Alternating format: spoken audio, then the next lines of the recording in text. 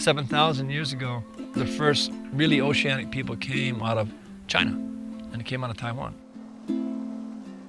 Then you get to Polynesia, this oceanic country bounded by Hawaii in the north and New Zealand in the southwest, and Rapa Nui in the east. 10 million square miles, bigger than Russia. And it was discovered by these extraordinary people. They were really the astronauts of our ancestors. They were the greatest explorers on the face of the earth.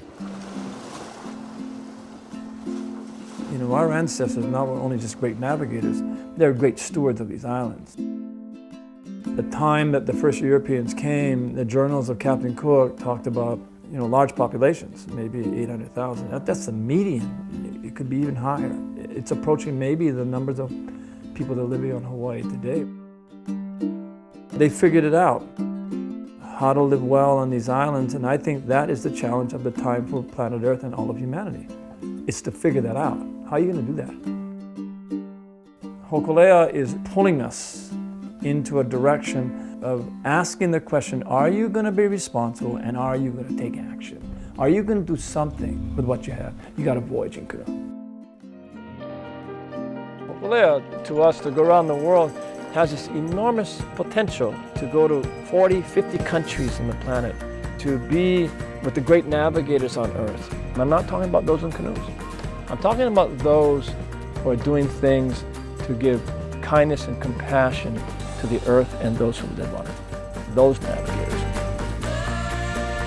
We're not going to change the world, but we're going to go and build a network of people around the earth who are going to change it. And our job is to help them be successful.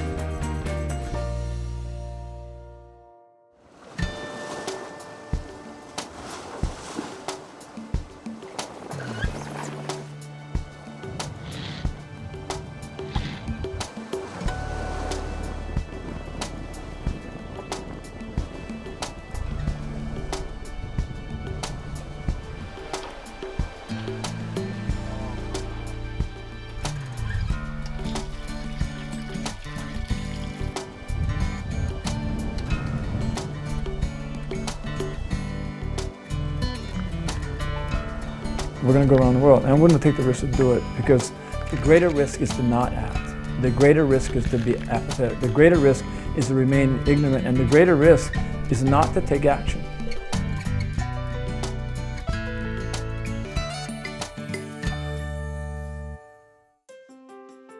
In 3 years, Hokulea traveled more than 40,000 nautical miles, stopping at over 100 ports of call across 27 nations.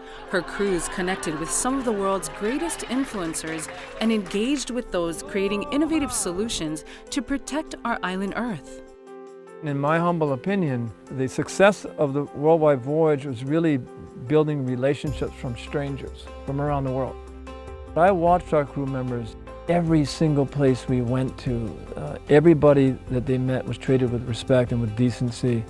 That was the key and the core to the success of the voyage. That is why we have strangers turn into relationships, and relationships are now coming together as a movement around the same thing, caring values. Mālama honua. Hokulea returned safely to Hawaii, welcomed by a network of people from around the world who have been inspired by her voyage. Eyo Hokulea. What I'm really thinking about more and more now, I'm just imagining, just imagine where Hawaii is going to be in 20 years. I mean, all these kids coming up, they're just going to be extraordinary leaders.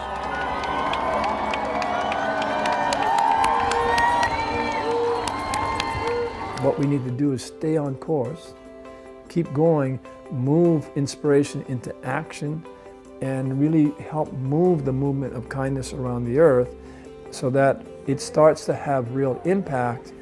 And you need to do that through your core relationship and build others. And get Mālama honua off the canoe into the communities. People need to know about what people are doing in classrooms, in our universities, in their backyards, in a coral reef, in the watershed, in our lo'i, in our fish ponds. I mean, we need to just capture the stories. It's going to start to celebrate all these people that people don't know. This is the canoe, and it's our communities are the navigators. I think we're on course, but the voyage ain't over. It's that simple.